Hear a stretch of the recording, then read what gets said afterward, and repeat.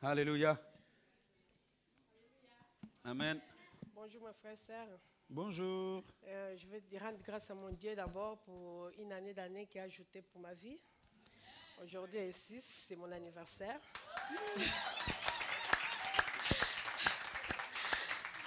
Je ne coupe pas. Hein. Attends 2 secondes. C'est l'anniversaire aujourd'hui. Hein. Ouais. On va te bénir. Papa Dia fait où? Le gâteau est là? Elle est là. Hein? Elle est là. Ah, ça va. Sinon, j'allais l'envoyer. Faire parcourir Luxembourg pour chercher le gâteau. Merci beaucoup. Et le deuxième, c'est je veux rendre grâce encore à Dieu parce que j'ai passé 3 ans pour faire mon permis. Bon, je sais qu'il y a les gens qui vont dire les permis, c'est quoi? Pourquoi ils viennent témoigner? Mais pour moi, je vais rendre quand même grâce à Dieu parce qu'il est Dieu. C'est un chemin difficile pour moi, mais Dieu, il est Dieu. Comme on avait déclaré que 2014, c'est une année de déblocage. Dieu a débloqué. J'ai fait mes permis une année, 2 ans, 3 ans. Je ne réussis pas. J'ai dit, mais Seigneur, Et elle a dépensé l'argent. j'ai dépassé 6 000 euros. J'ai fait mes calculs quand j'ai eu le permis dans ma main. Parce qu'à chaque fois que j'ai redoublé, je pointais. Je redoublais, je pointais. Je faisais mes cours, je pointais. Et quand je l'ai eu, je faisais 6 000 euros. J'ai dit, Seigneur, tout ça, je te rends grâce. Et j'ai redoublé 4 fois. La 5e fois, j'ai dit, je vais essayer encore. À chaque fois que j'ai redoublé, papa, je redouble encore. Papa, ah non, maman, on va gêner. Je dis, ah Seigneur, d'accord, on gêne. Quand je fais encore, je redouble encore. Papa, encore. Ah non. Je vais laisser tomber, je ne fais plus. Pourquoi tu vas laisser tomber? Je dis, papa, non, je pense mon argent. Papa dit, non, maman, il est vas-y. Tu continues, jusqu'à tu vas aller jusqu'au bout. Et là, ma dernière fois, je n'ai même pas appelé papa parce que c'était déjà la honte.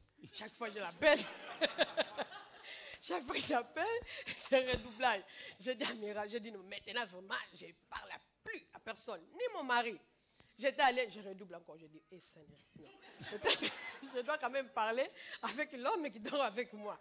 Donc, si je laisse comme ça, peut-être lui peut m'aider avec les prières quand je vais aller. Et les 4e fois, les 5e fois, on m'a appelé que non, maman Lili, tu vas une test, tu vas faire la test. J'étais à Belgique, je dis, mais c'est professeur, je teste encore. Je dis, non. Je dis, ça va, je vais le faire. Mais tu dois rouler lundi et mardi. Je dis, non, je ne roule pas. Parce que je sais que quand je roule, 2 heures, c'est 160 €. Je dis, je ne roule pas. C'est fini pour moi. Non, je dis, non. Ah non, mais tu dois rouler parce que tu as encore des difficultés. Je dis, ça, c'est toi qui dis ça. Moi, je ne vais pas faire. J'étais allée là-bas et j'arrive là. Mais on regarde dans le dossier que non, tu portes la lunette. Et moi, je n'avais pas la lunette. Et madame, elle est où ta lunette? Je dis, non, j'ai la lunette, mais je n'aime pas, je l'ai laissée à la maison. On m'a dit, non, tu ne fais pas. J'ai dit, Seigneur, pourquoi? Et là, le professeur a dit, mais toi vraiment, mais quoi? J'ai dit, tout ce que Dieu fait est bon. Pour moi, tout ce que Dieu fait, c'est bon. J'étais retournée à la maison, j'ai parlé à Papa Dia, regarde à Miraldo, je l'ai appelé. Miraldo regarde. Pourquoi chaque fois je te dis, tu portes la lunette, tu ne portes pas? Je dis, mais parce que je n'aime pas. Et là, j'ai laissé comme ça. Bon. Quand le prof m'a appelé encore, j'ai dit, non, je vais arranger une autre place pour que tu fais vite, vraiment. J'ai dit, ça ne va pas de problème. Il m'appelle, quand il m'a appelé, non, tu es prête? J'ai dit, oui, je suis prête, je dois faire. Il m'a dit, ça va. Alors là, tu viens. L'examen, c'était à 8h. Le mercredi, c'était à 8h. Lui, il est venu à 7h30. Et là, il commence déjà à me râler. Tu vois, on est arrêté. Je dis, mais ce n'est pas ma faute. C'est ta faute. Il est venu à 7h30. Alors, on part seulement. Il a commencé à parler. Donne-moi la voiture, moi, je veux rouler. Tu roules même doucement. Je dis, et il m'a commencé déjà à me stresser. Moi, je dis, Seigneur, ici, je ne me stresse pas. Parce que je sais que cette année, c'est l'année de déblocage. Avant déjà de quitter de ma chambre, j'ai dit, Satan, aujourd'hui, tu restes dans ton coin. Mais aujourd'hui, je ne vais plus. Au nom de Jésus, je te lis. Aujourd'hui, je ne te lis pas. Aujourd'hui, je sais que je vais aller chercher ce que le Seigneur a préparé pour moi. En tout cas, le mercredi, là, j'avais une ferme assurance que non, c'est aujourd'hui, c'est aujourd'hui. J'arrive là, je regarde l'examinateur avec le visage. Je lui dis, mais qu'est-ce que ça? La personne qui va être avec moi avec ce visage-là, elle a dit, madame, donne-moi ton passeport. J'ai pris le passeport, je l'ai donné. Et la lunette, je dis non, la lunette, je l'ai mis, ça va. Va déjà t'installer. Je suis sortie, j'étais allée m'installer. Après, moi, j'ai dit, Seigneur, cet homme-là, c'est un monstre. Mais moi, je ne le vois pas. Ce que je vois là, c'est toi. Tu les changes. Change son cœur, change ses pensées. Là, j'ai commencé à intercéder. Vraiment, j'ai dit, Seigneur, tu changes-les. Tout ce qui est négatif. Tout ce qui peut avoir pour que non, quand je suis devant le volant, qui doit que non, ça c'est une faute pour moi. Non, non, non, je ne vois pas lui, mais je vois toi. Parce qu'aujourd'hui, si je redouble encore la honte, ça ne sera pas pour moi, mais c'est ta honte. J'étais allée, bon, c'était vraiment Dieu, vraiment, c'est moi. J'ai rentré, quand j'ai rentré, il y avait le bouillard. Et le monsieur, dès qu'il me rentre là, le visage est changé. Madame, ça va? Tu vas bien? Allez, démarre, vas-y. J'ai dit, Seigneur, merci quand même. Tu l'as changé. On a commencé à aller. Je fais, va, autoroute. Allez, sors autoroute. Va. J'étais calme. Et là, après, quand je suis sorti, on est retourné à contrôle technique. Je demande, il a dit, non, descends. Je descends. Je demande à mon prof, ça va? Il a dit, pas de problème. J'ai dit, ça c'est toi qui dis ça. Mais lui, il n'a pas encore dit. Et là, tu vois, le diable, il est méchant. J'ai commencé à voir encore la paire. J'ai dit, mais non, après, j'ai dit, non. Dans ma chambre, j'avais dit que non, aujourd'hui, c'est aujourd'hui. Après, quand j'étais arrivée là, et monsieur m'a dit, non, madame, tout ok, tu as réussi ton permis. Amen. Gloire à Dieu. Amen. Félicitations. Bravo. Dieu est bon. Alléluia. Bon, pour les gens qui ne connaissent pas ce que nous, on connaît là, un permis, ce n'est rien. Mais nous, ici, le permis, c'est quelque chose. Marceline. Et puis,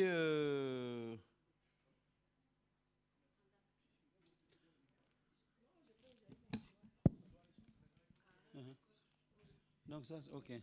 Mets-toi devant moi ici, comme ça on va te voir. Voilà. Ah, c'est ma fille Marceline. Je bénis le nom du Seigneur pour tout ce qu'il fait pour moi. Je lui rends vraiment grâce. Pour ceux qui étaient là le 1er janvier et le 31, j'avais fait un témoignage pour moi-même. Mais je le bénis encore toujours et je le bénirai toujours parce que ce podium, j'ai dit que c'est pour moi. Je vais toujours témoigner. Si je passe là, c'est pour glorifier son nom. Parce que toutes mes situations étaient bloquées. Moi-même et mes enfants. Surtout mon premier fils. Le 19 septembre, il a perdu son père. Il voulait aller au pays sans les papiers. Et il a été pris. J'ai dit, Seigneur, pardon, bloque-le parce que quand je lui parle, il ne m'écoute pas. Et il a été pris par la police. Il était jeté en prison. Mais j'ai prié, j'ai dit, pasteur, on a encore pris mon fils. Il dit, non, prions. Dieu sait ce qu'il fait. On a prié. Mon fils a été libéré le mois passé. Ouais, c'est pour cela que je lui rends grâce. Merci. Et il est venu ici. Il est venu ici, pour ceux qui n'ont pas vu. Il est venu à l'église. Le premier fils, quand je n'ai que 2 enfants. Et il était en prison, il est venu ici, les gens l'ont vu. En tout cas, je remercie tout le monde qui m'ont soutenu en prière. Amen. Voilà. Alors, que le Seigneur soit béni. Alors, écoutez bien. Il y a peut-être quelqu'un qui est en train de nous suivre et tu as ton enfant en prison par sa faute, parce qu'il a volé, il a fait quelque chose et on l'a mis en prison. Ce n'est pas la fatalité. Ce n'est pas la fin de la vie de ce garçon. Si tu crois en Jésus et tu sers Jésus, il a dit, crois au Seigneur Jésus et tu seras sauvé toi et toute ta famille. Donc nous mettons notre foi avec la tienne pour que cet enfant, 1, sorte de la prison et 2, devienne un véritable disciple de Jésus. Amen. Maman Andrea. Et puis Lucien se prépare.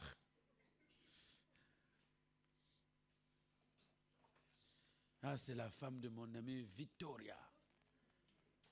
Mets-toi là devant moi. Andrea, mets-toi devant ici.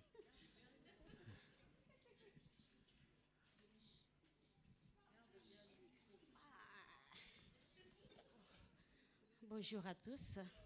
Voilà, bonjour. Comme ça, c'est mieux, hein?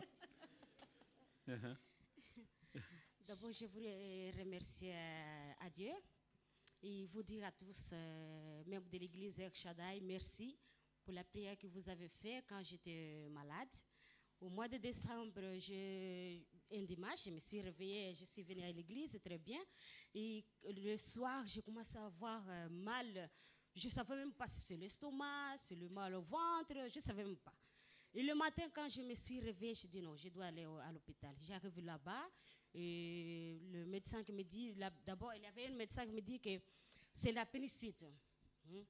Bon, l'appendicite, et l'autre qui est venu après, il a vu, il a dit non, je ne crois pas que c'est l'appendicite. Moi, je crois que c'est le pierre au rein. Voilà. Bon, là, ils ont me gardé. Je suis restée 3 jours. Et c'est Pierre? Les cailloux. Les cailloux, il n'avait même pas sorti. Ils étaient en train de dire qu'ils vont faire l'opération. Bon, j'ai appelé le pasteur parce qu'on a prié, parce qu'il a dit non, on va attendre parce que Dieu peut faire les miracles. Ce n'est pas nécessaire d'avoir l'opération. Bon, je suis retournée à la maison. Après 3 semaines ou 4 semaines, je suis retournée à l'hôpital. Ils ont fait le scanner. La pierre, le caillou, elle était là toujours. Elle a dit, bon, je crois qu'on doit faire vraiment l'opération. J'ai dit non, on me garde, je vais rester encore 3 semaines et après, on va voir si là, on doit vraiment faire l'opération. Après, moi, je suis retournée là-bas. Ils ont fait 2 fois les scanners pour voir vraiment si le caillou il était sorti. Quand je suis retournée au docteur pour voir les résultats, elle a dit, Madame Marquez, en tout cas, je vois qu'il n'y a rien vraiment. Rien dans ton rêve. Je dis, gloire à Dieu. Amen. Amen. Le Seigneur est bon. Et le mois de décembre, j'ai vendu ma voiture parce qu'elle me donnait trop mal à la tête. Elle cassait toujours. Je devais l'amener toujours au garage, au médecin de voiture. Et là, je devais toujours en train de payer beaucoup. Et j'ai pensé, j'ai dit non, je dois vendre cette voiture. On a vendu la voiture, mais pour acheter une autre voiture, c'était vraiment... So Dieu sait. Moi, j'ai dit, bon, l'argent qu'on a, ça ne suffit pas pour acheter une bonne voiture. Et le contrat que j'ai, chaque fois que je partais dans un garage, ah non, ce contrat-là, on ne peut pas. L'autre, non, on ne peut pas. L'autre, on ne peut pas. Non. J'ai dit, non, bon, je donne la moitié de la voiture et après, je commence à payer. Non.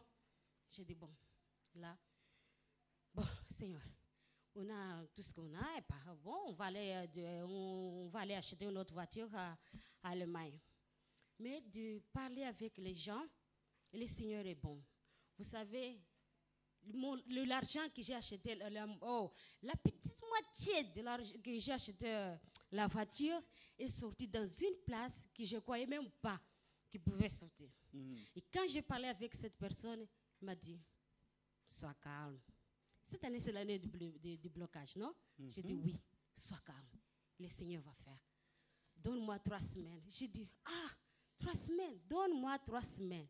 Je peux vous dire que j'ai acheté une voiture bonne. Et la voiture, je n'ai même pas acheté dans une garage. Si c'était dans une garage, il pouvait coûter plus cher.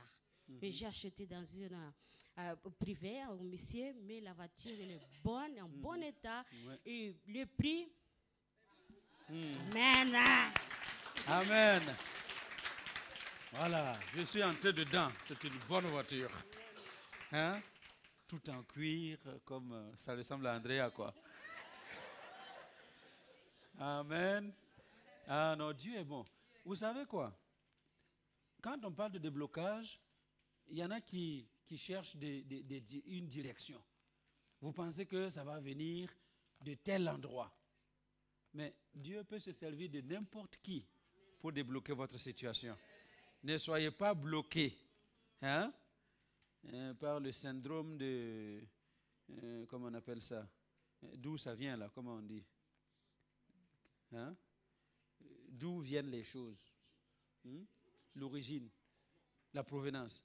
Ne soyez pas bloqués par le syndrome de la provenance. Vous savez, syndrome de la provenance, ça doit venir de mon oncle qui est ministre là, je ne sais pas où, dans tel gouvernement. C'est un syndrome. Ça peut venir de la personne avec laquelle vous ne calculez même pas. Amen. Ah oui. Papa est laissé. Et puis, Lucie et Kevin se préparent. Ça passe maintenant. Honorine, elle est fâchée. C'est bien, ma fille. Alléluia. Oui. Je voudrais juste remercier le Seigneur pour ce qu'il fait pour moi et pour ma famille. Je suis venu des États-Unis avec un diplôme en licence en comptabilité et économie. Mais quand je suis arrivé à Luxembourg, chaque fois, j'avais des contrats non seulement qui n'étaient pas longs, mais qui tombaient toujours dans un domaine qui n'était pas le mien. Et ça commençait un peu à m'agacer. Et je considérais même l'option de partir avec ma famille aux États-Unis. Sans effet. Je suis venu voir le pasteur et on a commencé à prier pour ça. Et le Seigneur a mis dans mon cœur le besoin de repartir à l'école, mais de faire un master dans un domaine qui serait un domaine ici à Luxembourg, qui est respecté à Luxembourg, ou qui est un domaine qui est demandé à Luxembourg. Donc je n'ai pas hésité. Je suis reparti à l'école pour un master en sciences des finances et banques. Il y avait l'option de faire ça en 1 an, accéléré, ou de faire ça temps partiel. Donc j'ai opté pour l'accéléré d'une année. Donc c'était tous les jours du matin au soir, lundi jusqu'à 2 fois samedi. Déjà, j'ai une femme et elle travaillait, j'ai 2 bébés. Donc, ce n'était pas vraiment facile. Mais Dieu merci, non seulement il m'a inspiré, mais il m'a donné la force et l'intelligence pour les finir. Et aussitôt que je l'ai fini, et bien fini. C'est très bien fini. Oui, et très bien fini. Très bien fini. Aussitôt que j'ai fini, je suis parti voir le pasteur.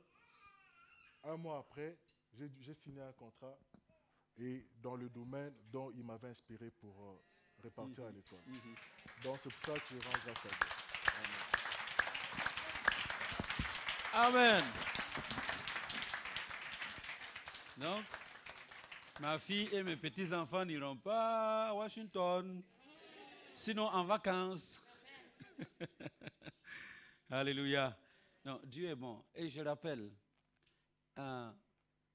si vous avez un certain diplôme, ne restez pas avec ce diplôme-là.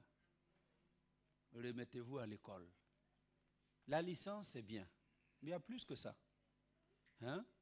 Nous serons la tête et pas la queue. Tu vas être la tête avec un baccalauréat. Hein? Non. Alléluia. Regardez les têtes là de l'Union européenne. C'est docteur tel, docteur tel, professeur. Hein? Et nous, on est assis ici avec des licences et des trucs là, on dit tête, tête, tête, 0 tête. Donc, retournons à l'école. Alléluia, dis à ton voisin, retourne à l'école. Hein? Donc, ma femme là que vous voyez, hein, elle va retourner à l'école pour faire des études de médecine. Alléluia. Gynécologue obstétricienne. C'est moi qui vais payer, il n'y a pas de souci. Amen. Non, c'est vrai. Il faut retourner à l'école. Alléluia. Lucie et Kevin. Mais vous êtes à 2, hein? Hey, tu vas lâcher ma fille maintenant. Tu vas trouver le micro, hein?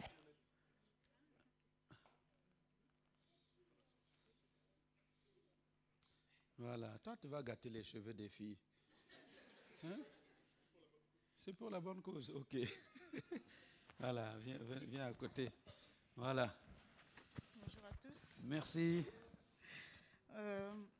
Moi, je vais rendre grâce au Seigneur pour ses bienfaits en ce qui concerne mon travail.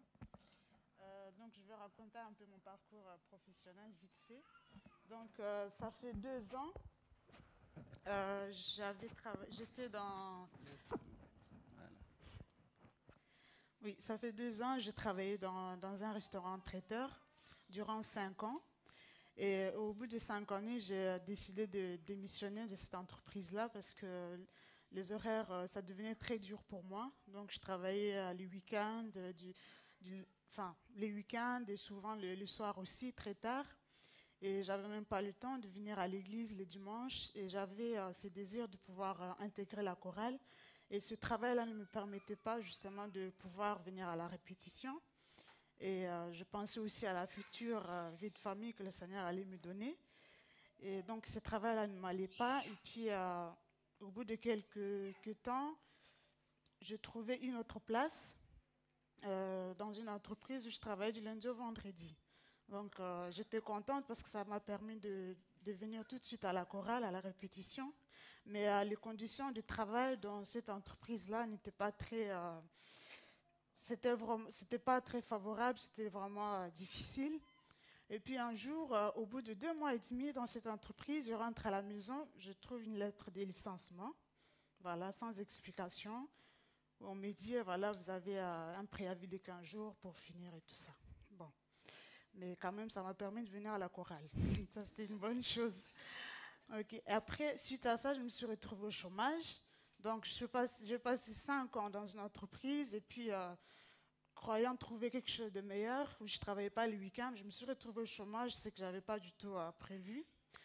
Et puis, je suis restée 4 mois au chômage et pendant le temps que j'étais au chômage, voilà, j'ai postulé un peu à gauche, à droite, et tout ça, toujours rien. Et au bout de 4 mois, c'était en janvier 2013, le service du chômage m'a placée dans un endroit, c'était pour un remplacement. Voilà, c'était juste pour un remplacement pour 6 mois. Et bon, je suis allée là-bas. Et puis, c'était vraiment que pour remplacer quelqu'un, voilà, qui était en maladie et tout ça. Et puis, vous savez, quand le service du chômage vous place quelque part, c'est, voilà, même si vous avez un endroit, ils vous envoient toujours des cartes pour aller postuler à gauche, à droite, tout ça. Donc, ce n'était pas du tout stable. Et puis, au bout de 6 mois, ils ont changé. Donc, j'ai basculé du statut de chômeuse en statut de salarié, mais en CDD. Voilà, j'étais contente, j'ai rendu grâce au Seigneur et tout ça. Et puis, il y a eu une place, en fait, qui s'est libérée à cet endroit-là, parce qu'au départ, c'était juste pour un remplacement. Et après le remplacement, on m'a dit qu'il y a une femme qui allait partir en retraite. Donc, voilà. Et le Seigneur a vraiment fait grâce parce que je puis signer 6 mois plus tard mon CDI dans cet endroit-là. Donc,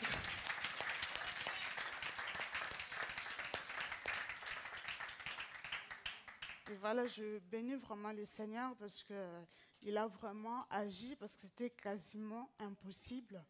C'était impossible parce que l'endroit où je me trouve aujourd'hui, c'est, voilà, normalement, il faut avoir la nationalité européenne, il faut, voilà, parler luxembourgeois. Mais moi, j'ai la nationalité congolaise, donc voilà. Et malgré tout ça, le Seigneur a fait grâce, je puis signer mon contrat. Donc aujourd'hui, je travaille en tant que fonctionnaire de l'État. Voilà.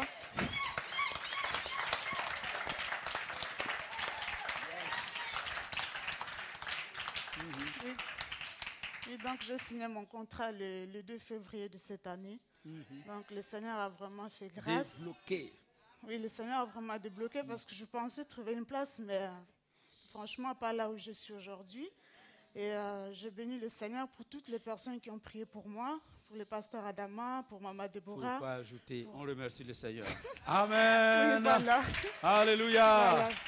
Hein? Voilà, je rends grâce à Dieu. Et je voulais aussi encourager les gens à être en bonne relation avec les collègues aussi, parce que même s'ils ne prient pas, même s'ils ne vont pas à l'église, mais dans mon cas, le Seigneur les a vraiment touchés, les a utilisés pour appuyer vraiment mon CDI.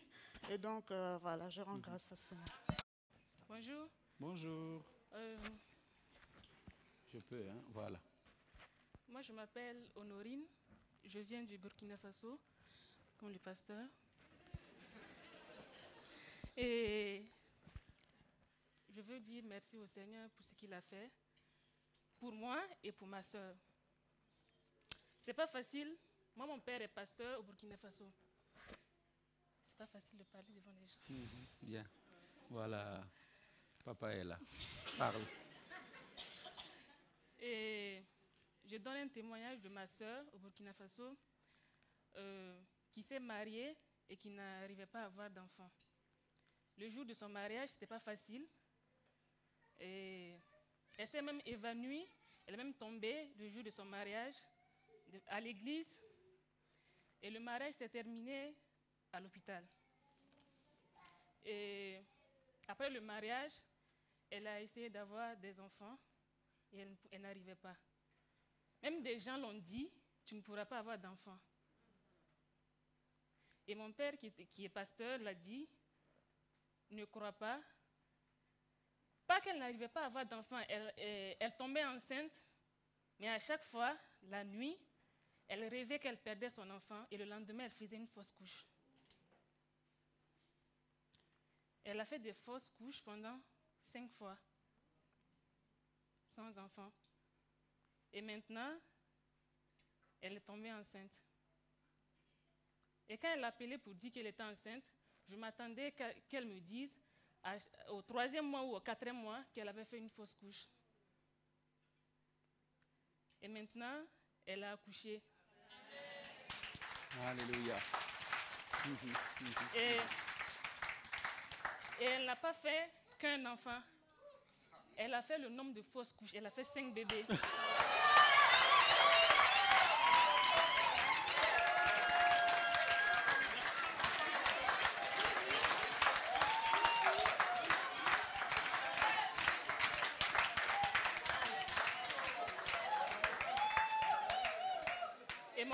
Et mon père l'a dit, quand tu gardes espoir, tu verras la gloire de Dieu. Elle a fait 5 garçons,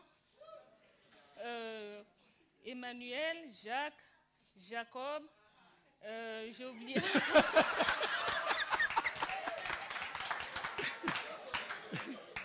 Et je voulais dire merci à Dieu.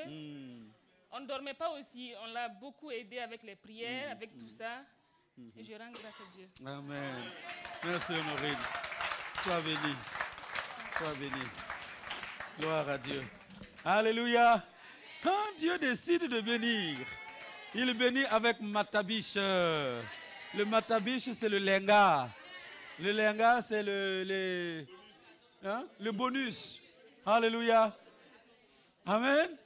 Bonus. Donc, hey, non, c'est grave. Donc vous là qui pleurez, ça fait 6 ans, je cherche le travail, je ne trouve pas. Le jour où la porte va s'ouvrir, tu vas t'asseoir seulement, mettre les pieds comme ça. Et puis tu viens à la fin du mois pour dire, pasteur, prends un costume. Je suis content avec toi. Alléluia. Non, Dieu bénit et il nous bénit. Et cette année, attendons-nous à lui. C'est l'année des portes ouvertes, des chemins frayés. Et chacun va y entrer. À moins que quelqu'un ne veuille pas y entrer, hein, les rebelles, ils seront dehors. Mais ceux qui veulent entrer là, tu vas entrer. Amen. Gisèle. Alors elle, je vais monter. Sinon, elle va me surplomber.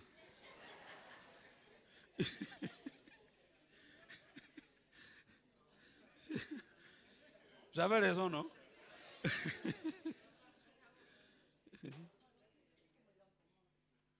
Come on. Amen. Voilà, je voudrais rendre grâce à Dieu pour le processus de guérison qu'il a entamé dans la vie de maman. Amen. Il y a 3 semaines, j'ai envoyé un texto un peu à ceux de l'église de qui j'ai mon téléphone pour demander qu'on puisse prier pour maman parce qu'elle avait été donc, à l'hôpital et le médecin, avec la délicatesse dont on connaît les médecins, lui a demandé ses dernières volontés. Parce que donc elle a un problème cardiaque et son cœur ne fonctionnait qu'à 20%, malgré le pacemaker qu'elle avait. Donc le médecin qui demandait donc de pouvoir, il s'étonnait, il dit mais comment ça se fait que cette femme a pris l'avion de l'Afrique jusqu'aux États-Unis pour pouvoir venir se faire soigner ici alors qu'elle n'a que 20% de capacité de son cœur et que là elle est encore sur pied, mais comment ça se fait? Alors, donc avec leur délicatesse, il parlait à maman en direct. Il n'a même pas demandé à parler à ma sœur ou à quelqu'un d'autre. Il a parlé en direct à maman. Il dit, écoutez, madame, si vous avez vos dernières volontés, c'est le moment. c'est le moment parce que on ne vous donne pas des jours à vivre. Hein. C'est vraiment, vous êtes à la fin là. Il faut commencer à vous préparer psychologiquement, préparer votre famille et tout. Donc ma sœur, paniquée, envoie des messages à tout le monde. Oui, il faut prier, il faut intercéder, il faut... Je dis OK. Donc j'ai envoyé des textos pour demander la prière. Et par la grâce de Dieu, il s'est fait que 2 jours après, le même médecin qui demandait les dernières volontés, qu'il avait placé en soins intensifs avec assistance respiratoire, comme vous pouvez l'imaginer, lui dit « Ok, au fait, vous n'avez plus besoin d'être là parce que votre état a changé. » Alors, ma mère qui dit « Oui, mon état a changé, c'est-à-dire… » Elle dit « Oui, mais non, là, vous êtes prête à pouvoir à recevoir une greffe. Il faudrait maintenant que vous soyez d'accord. Il faut, il y a tout un process administratif qui doit suivre.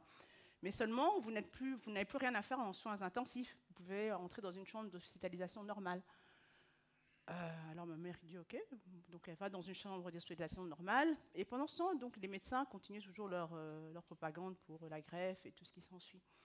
Mais pour eux, il l'a gardée à l'hôpital jusqu'à ce qu'elle puisse recevoir donc, cette fameuse greffe. Il s'est fait que on a continué à prier. 3 jours après, le médecin qui lui dit « Écoutez, je ne vois pas de raison que vous soyez à l'hôpital. Vous pouvez rentrer à la maison parce que votre état s'est stabilisé. Vous pouvez tenir encore jusqu'à l'attente, jusqu'à ce qu'on vous annonce qu'il y a un cœur de disponible pour une greffe. Et pour que vous puissiez revenir donc, à l'hôpital pour la greffe. Mais sinon, en tout cas, physiquement, tip-top, il n'y a pas de souci. Vous pouvez rentrer à la maison avec les médicaments. » Ma mère qui dit « Ok, il n'y a pas de problème. » Alors en fait, pourquoi est-ce que je voudrais rendre grâce à Dieu? C'est parce que ma mère en a un long parcours. Je crois qu'elle a déjà, pour ceux qui étaient là quand elle était ici, elle a déjà eu à témoigner. En 2009, on lui avait déjà dit que bon, c'est bon, hein, tu es déjà morte. Elle dit, comme elle-même aime à le dire, si on devait m'enterrer, on m'aurait enterré depuis longtemps. Mais je veux en fait aussi, par ce témoignage, en fait, encourager quelqu'un. On t'a peut-être décélé une maladie incurable. On t'a peut-être annoncé que tu ne vas pas guérir. Ça, c'est le diagnostic de l'homme. Dieu a un autre diagnostic pour toi. Je parle particulièrement à toi, ma sœur. Dieu a un autre diagnostic pour toi. Parce que ce que l'homme dit, ça n'a rien à voir avec ce que Dieu dit. Le programme de Dieu, l'agenda de Dieu, le calcul de Dieu n'est pas le calcul de l'être humain. Donc sois encouragé par ce témoignage, parce qu'aujourd'hui, ma mère, tu lui parles, elle pète la forme. Enfin, excusez-moi le langage. Elle est énergique, vous l'entendez, elle a encore le temps de gronder sur mes petits-neveux qui sont... Elle est dynamique, voilà, c'est ça le mot. Donc, ma sœur, sois encouragée par ce témoignage et crois qu'on a un Dieu qui est vivant. Jéhovah Rapha existe encore aujourd'hui et il guérit encore. Il suffit simplement de croire et de s'attacher à lui. Amen. De ce que Dieu a fait dans ma vie. Donc, j'ai mis tout ça par écrit parce que souvent, quand je témoigne, j'oublie l'essentiel et je dis n'importe quoi. Donc, je voulais m'excuser parce que le 31 décembre, j'ai dit que j'aimais pas Luxembourg, j'aimais pas les gens, alors que rien à voir, parce que j'étais stressée. Donc, je veux dire, je vous aime, j'aime le Luxembourg, et donc, pardonnez-moi. Alors, ce que je voulais témoigner, c'est que... Maman, tu as gâté. C'est pas la beauté qui compte. Voilà. Donc, ce que je voulais témoigner, c'est que j'ai reçu un déblocage au niveau spirituel. Donc, depuis le début de l'année, on est sur le thème du Saint-Esprit avec la jeunesse. Et donc, vraiment, je me suis dit, voilà, cette fois-ci, moi, je veux te connaître vraiment, Seigneur. Tu es le Dieu de papa. Il t'a rencontré en 1900, je ne sais pas combien. Sa vie a changé. Mais moi, je n'ai pas de jour où je peux dire j'ai rencontré le Seigneur. Donc, je veux vraiment te rencontrer. Et donc, il y a eu le pasteur Ngawala qui est venu. Et au culte en portugais, il avait dit, oui, il y a une onction de joie qui va venir. Les gens vont commencer à rigoler. Et quelque chose de bien va leur arriver. Et donc, les gens commencent à rigoler. Moi, dans mon cœur, je dis, oh, trop marrant et tout. Et puis, moi-même, j'ai commencé à rigoler. J'arrivais même plus à me contrôler. J'étais MDR, vraiment rigoler comme une folle. Et... j'avais une joie en moi. MDR, ça veut dire quoi? Mort de rire. Mort de rire. J'avais une joie en moi, je n'arrivais pas à contrôler. Et donc, la semaine a commencé. J'avais prévu 3 jours de jeûne et prière pour un sujet précis que Dieu débloque. Et donc, avant de commencer, Dieu me parle par quelqu'un et il me dit « Ce que tu me demandes là, ce n'est pas encore le moment. Il faut d'abord que tu aies une relation d'intimité avec moi. Tu m'as trop mis de côté par des distractions qui ne servent à rien et jusque-là, ça t'a mené à rien. » Et donc, le premier jour de jeûne, je commence le matin, je me lève, je prie. Je dis « Seigneur, aujourd'hui, je veux que tu me parles. Parle-moi aujourd'hui. » Et donc, je vais au travail, je travaille avec Magali. Et à midi, elle était rentrée chez elle pour je ne sais pas quoi. Et donc, j'ai profité, regardé une prédication sur Internet. Et là, c'est comme si Dieu me parlait directement. C'était vraiment trop waouh. Et donc, il me parlait. Et puis, je ne sais pas, sa présence est descendue au bureau. Il y avait ma collègue. Et sa présence était telle que je n'arrivais pas à tenir. J'ai commencé à pleurer, pleurer, pleurer. Mes yeux étaient devenus rouges comme ça, là. J'arrivais pas à tenir. J'essayais de bloquer. J'étais là, non, la honte. Mais j'arrivais pas. Les larmes coulaient, les larmes coulaient. Et j'ai été mis face à l'amour de Dieu. Et c'est cet amour qui a fait que, je ne sais pas comment expliquer, je me suis rendu compte que j'ai marché trop longtemps sans le Saint-Esprit. Et j'ai demandé pardon. J'ai dit, oui, Saint-Esprit, je veux vraiment marcher avec toi. Je veux vraiment que tu te révèles à moi. Donc, 2e jour de jeûne, je me lève plus tôt, je commence à prier et tout. Et il y a eu comme une présence qui est rentrée dans la chambre, je ne sais pas expliquer. Un amour que je n'ai jamais connu, pourtant les parents m'aiment et tout, mais je n'ai jamais eu cet amour. C'était vraiment l'amour de Dieu qui est descendu en moi. Et j'étais tellement bien, je ne voulais pas aller au travail, mais j'ai dû quand même aller. Donc, ça c'était le 2e jour. Et le Saint-Esprit m'a parlé aussi, il m'a dit qu'il allait me restaurer, qu'il allait faire quelque chose de bien dans ma vie. Et je me sentais vraiment bien et j'avais une paix en moi. Et le 3e jour de jeûne aussi, Dieu me dit qu'il m'aime et que c'est un nouveau départ pour ma vie et qu'à partir de ce jour, vraiment, les choses ne seraient plus les mêmes. Et donc, j'ai continué dans cette lancée. Il y a eu la semaine de prière du matin. Et je venais vraiment tous les jours, sauf le lundi, je n'ai pas pu aller. Mais je suis allée vraiment tous les jours avec vraiment dans mon cœur le désir ardent de rencontrer vraiment le Saint-Esprit.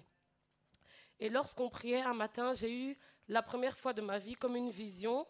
Je voyais une voiture qui allait à l'essence et qui mettait de l'essence.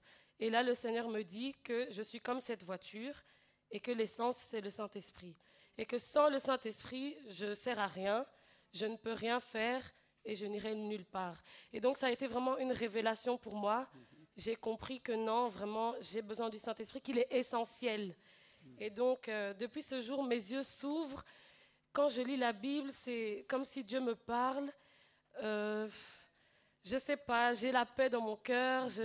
Et aujourd'hui, j'ai parlé en langue, la première fois de ma vie aussi. Pendant qu'on chantait, j'ai parlé en langue, je n'arrivais pas à me contrôler. Donc, je voudrais vraiment encourager tout le monde à rechercher le Saint-Esprit parce qu'il est essentiel. Et ce n'est pas parce qu'on est enfant de pasteur ou quoi qu'on est sauvé ou qu'on a le Saint-Esprit. Il faut le rechercher et il se révèle et il se manifeste et il transforme. Amen. Voilà.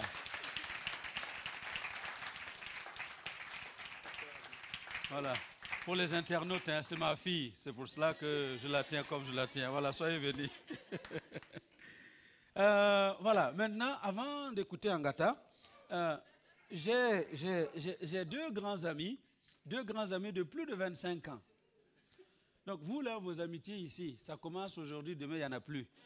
Nous, on est amis depuis plus de 25 ans. Michel et Chantal, venez.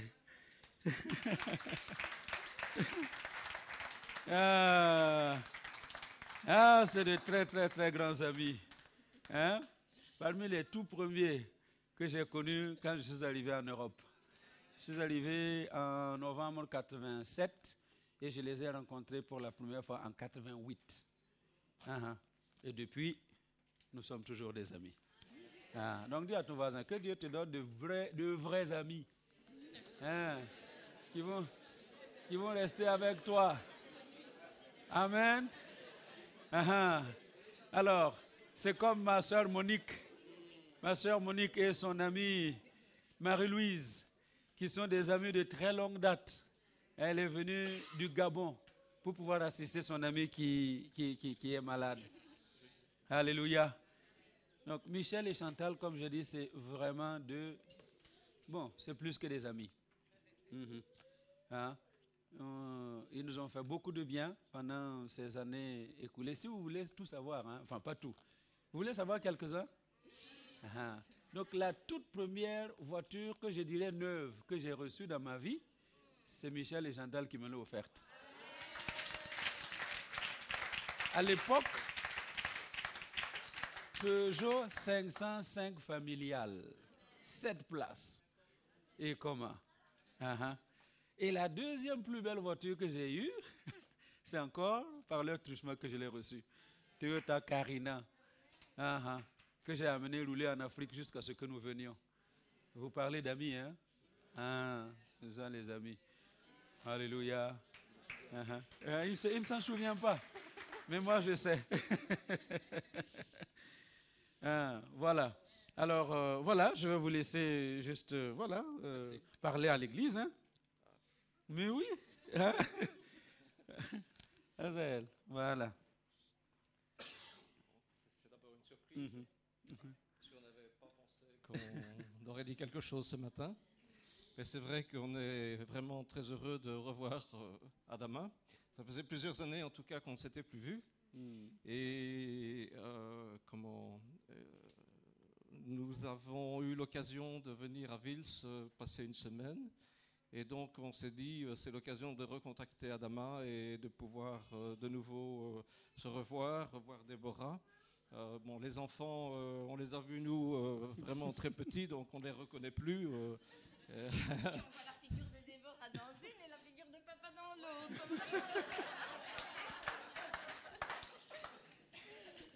Voilà, donc c'est vrai que pendant pas mal d'années, en tout cas, on a été ensemble, on a cheminé ensemble. Adama était à Surmons, et puis retourné au Burkina, Déborah est venue, etc.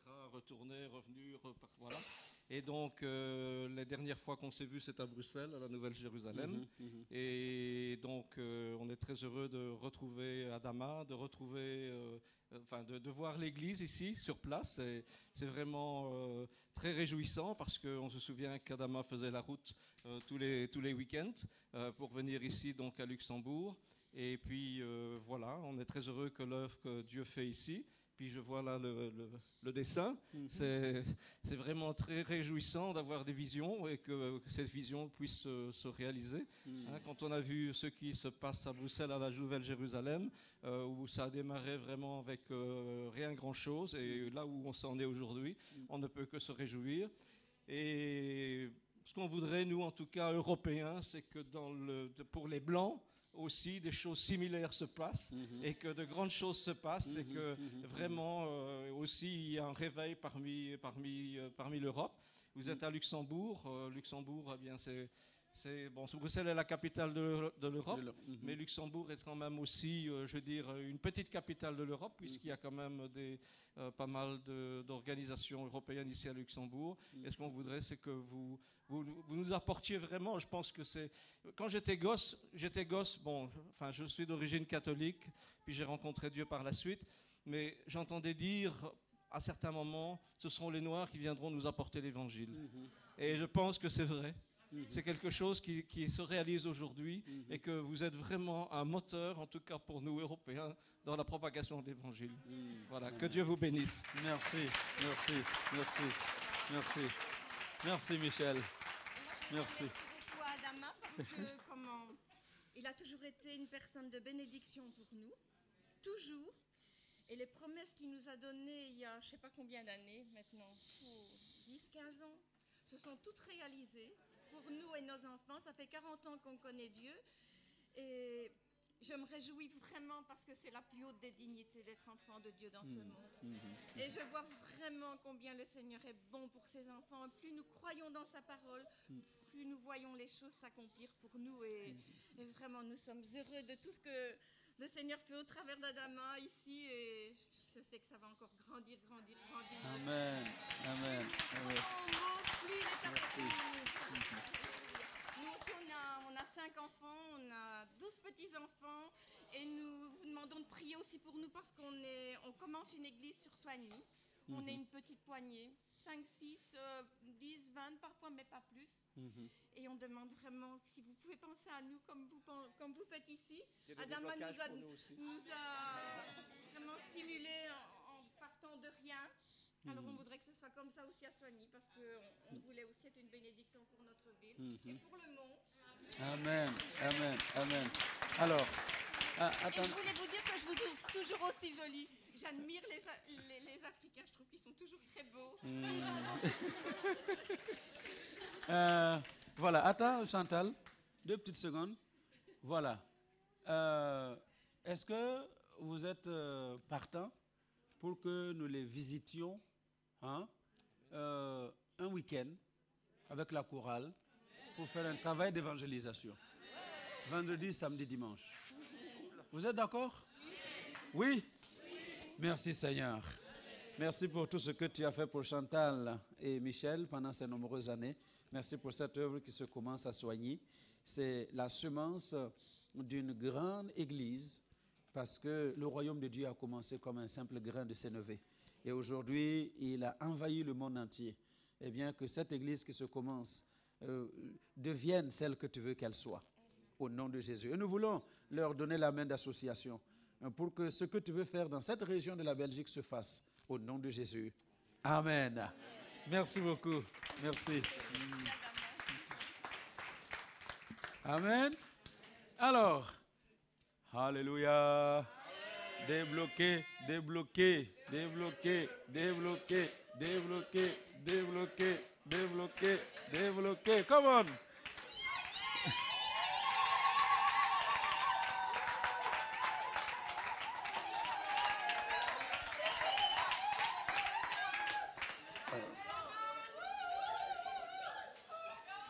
Bonjour, bonjour, bonjour. C'est vraiment un grand jour pour moi aujourd'hui de me tenir devant le peuple de Dieu.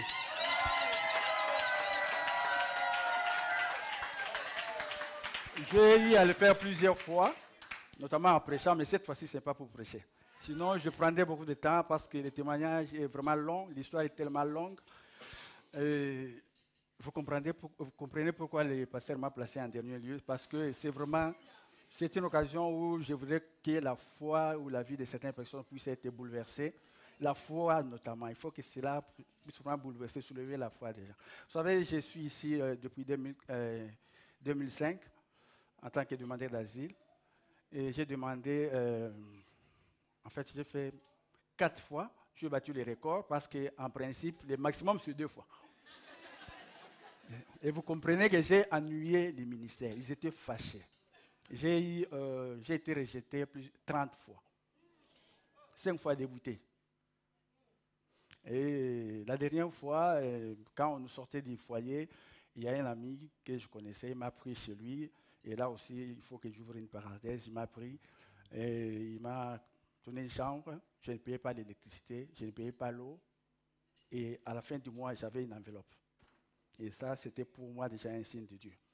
Et un jour, je parlais avec lui, je ne me rappelle plus ce que je lui ai dit exactement. Il me dit, tu vois les enfants ici? Je ne sais pas. C'est comme si j'avais sorti une parole comme ça. Il dit, tu vois les enfants ici? Évidemment, ça faisait 7 ans qu'ils sont mariés, ils n'avaient pas d'enfants.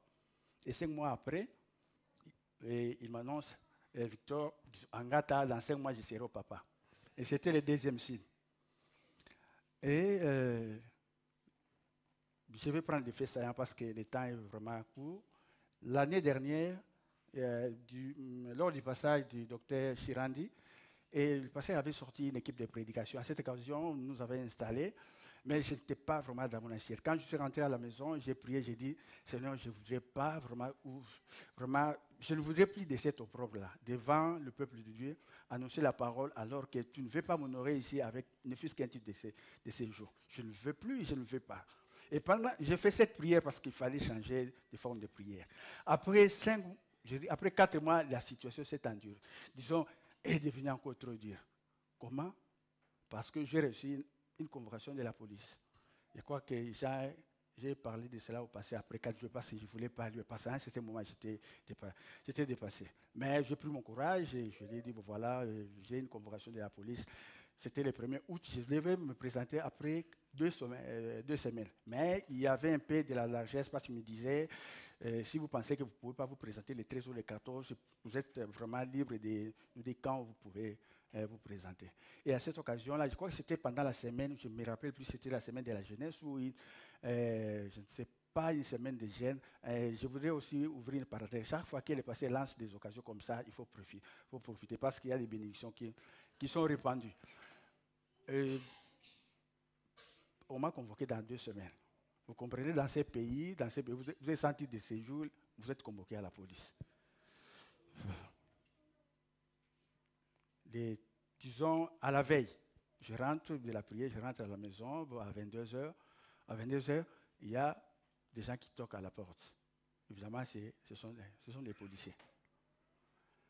Et je les ai fait entrer dans la chambre, on parlait, voilà, tout ça. Bon. Ils m'ont dit, vous savez que vous avez reçu déjà l'ordre de quitter dans ce pays. J'ai dit, moi.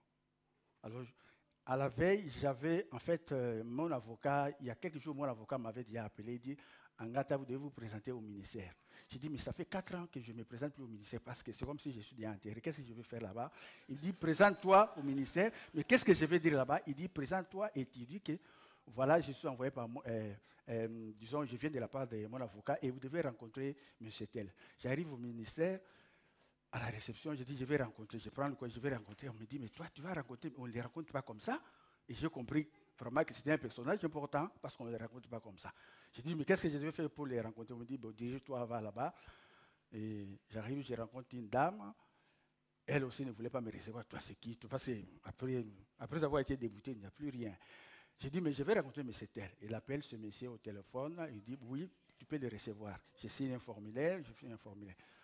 C'est, disons, c'est après un jour que, disons, la police est passée. Donc, lorsqu'il me demandait, tu es débouté, j'ai dit, mais je suis débouté, c'est un piège parce qu'il y a 2 jours, je venais de passer au ministère. Donc, le formulaire que j'ai signé, donc, ce sont les gens qui se sont arrangés pour m'envoyer la police à 22h. Vous comprenez, au Luxembourg, à 22h, la police vient vous visiter, vous êtes sans titre de séjour, vous comprenez? Donc, je venais à peine de manger, mais j'ai senti tout ce que j'avais à manger. Alors, j'ai dit, mais vous pouvez me montrer la lettre là qui dit que moi... Digestion immédiate. Vous pouvez me montrer la lettre là qui dit que je suis débouté. Alors, il me parle d'une lettre qui date, là nous sommes déjà au mois de mai, il me parle d'une lettre du mois de mai. Alors, j'ai vite compris que non, ils sont en retard. Donc, les choses avaient déjà commencé à agir. J'ai montré le formulaire avec le cachet du service de l'immigration. Je vois les visages, leurs visages, vraiment, les visages ont changé. Ils ont pris les références, ils me demandent les numéros de téléphone. Et puis ils sont partis. J'ai dit, mais j'ai une convocation de la police. Alors le chef de police dit, c'est moi qui vous ai convoqué. Donc demain ne vient plus. Et il me dit, est-ce que si je t'appelle au téléphone, je peux te... Oui, je suis là au Luxembourg. Après 3 semaines, il y a une convocation qui était sortie. Il y a une convocation. En fait, cette convocation qu'il a émise un certain le 9, j'ai la convocation là, un certain le 9 septembre, pour me présenter les 11, 2 jours. Et cette convocation, je l'ai reçue cette année, le 25 février, alors qu'on venait de m'accorder les titres de séjour. Je ne sais pas si vous réalisez ça. Je crois, vous ne réalisez pas. Le 29 janvier, donc c'est une convocation émise l'année dernière, au mois de septembre. C'est-à-dire quand ils sont passés 3 semaines après, le monsieur n'était pas content de tout ce que moi j'avais raconté là. Parce qu'en fait, le formulaire, c'était pour aller chercher les passeports. Parce que Dieu avait déjà commencé à agir. C'était pour aller chercher les passeports. Mais lui n'est pas convaincu. Après 3 semaines, il lance une convocation. Et le 9, je devais me présenter après 2 jours. Et cette convocation-là, du mois de septembre, est arrivée chez moi le 25 février de cette année.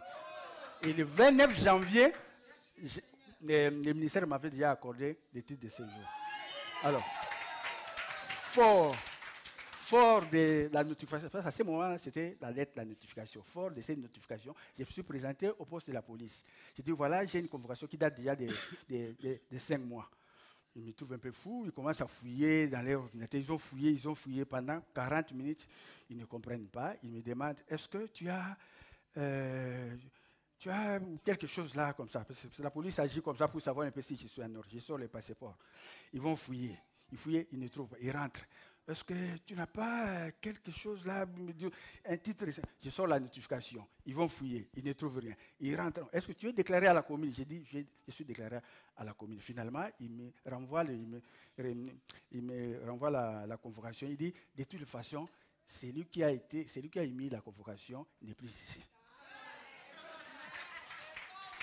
Voilà, au moins les faits, ce sont des faits que je voudrais prendre pour dire que parce que quand j'en ai parlé au pasteur, bon, évidemment, le pasteur m'a dit, voilà comment c'est Dieu qui a bloqué ça quelque part. Je voudrais vous dire, c'est quand on dit que Satan bloque parfois la bénédiction, pas parfois, il bloque la bénédiction des enfants de Dieu. Dieu peut faire aussi, en bloquant aussi, disons, l'action du diable. Voilà comment il avait bloqué de septembre de l'année dernière jusqu'à février.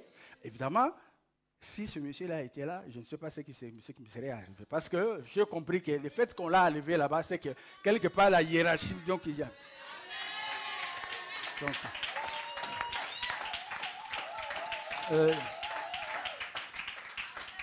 j'aurais souhaité en commençant ce témoignage par le louange, parce que jusque-là, quand je parle à certains amis, je ne réalise pas, on me dit, réalise ça que tu es résident au Luxembourg. Je ne réalise pas. C'est pourquoi je suis en train de passer tout le temps à la louange. J'avais souhaité qu'on passe par un chant que j'admire très bien. C'était, si le passé nous le permet. Sinon, on termine et puis on va chanter après. Sinon, donc j'aurais souhaité parce pour que moi. J'ai un culte dans 20 minutes. Donc voilà. Voilà, j'ai les titres de séjour. Yes.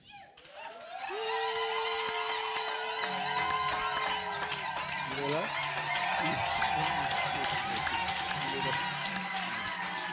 Hey. Débloqué. Yeah.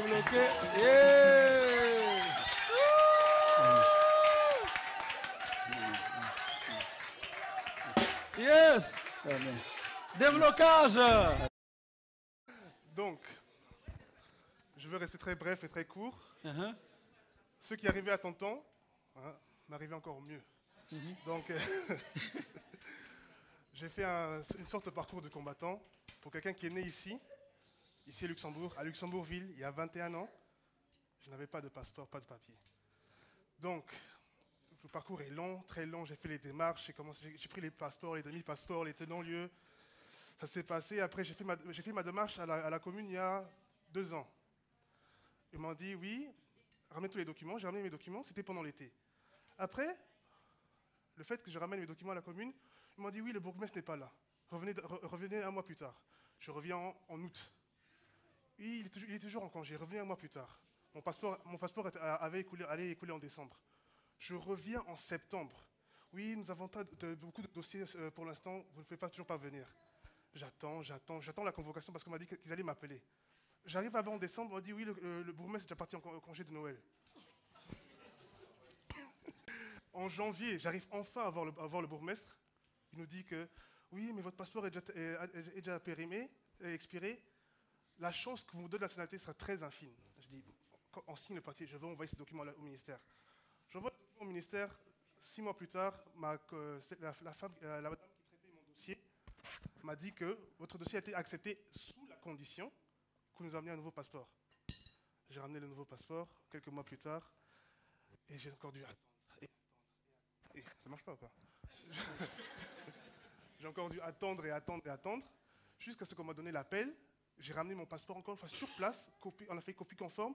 4 semaines plus tard, parce que je passais à la commune. Est-ce que j'ai la nationalité? On m'a dit non, pas encore. Je passais à la commune, j'ai toujours pas la nationalité. Cette semaine où j'ai une très mauvaise nouvelle, je suis une bonne nouvelle. Je suis luxembourgeois.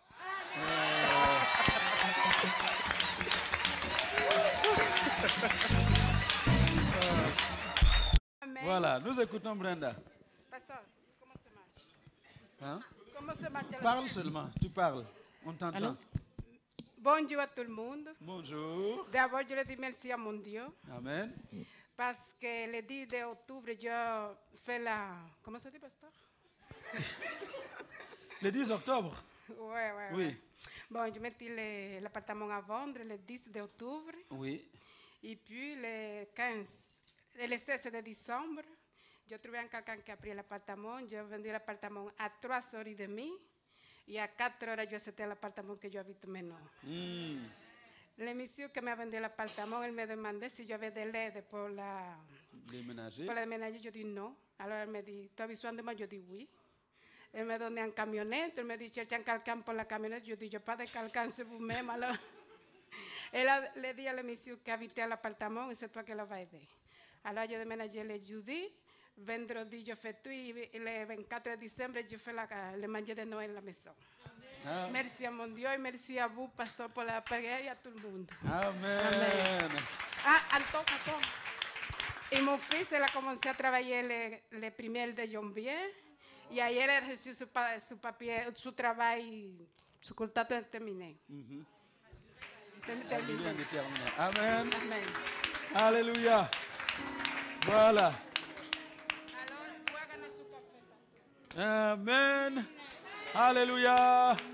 Donc, l'appartement ici, au numéro 90, celui de Strasbourg, elle a vendu à 15 heures et à 16 heures, elle a signé l'acte d'achat de son nouvel appartement à Begen. Et la meilleure des choses, c'est que c'est le vendeur qui a fait le déménagement. Alléluia. Elle n'est pas venue me déranger. Pasteur, viens conduire ma camionnette. Non, elle a dit. Donc le monsieur a tout fait pour elle. Alléluia. Ah non, Dieu est bon. Dieu est bon. Vous savez quoi? On va louer Dieu avec le chant que Papa Angata a demandé. Et si vous avez une dîme, si vous avez une offrande, si vous avez quoi que ce soit, une action de grâce, on peut se déplacer pour la déposer et on va continuer dans la louange. Amen.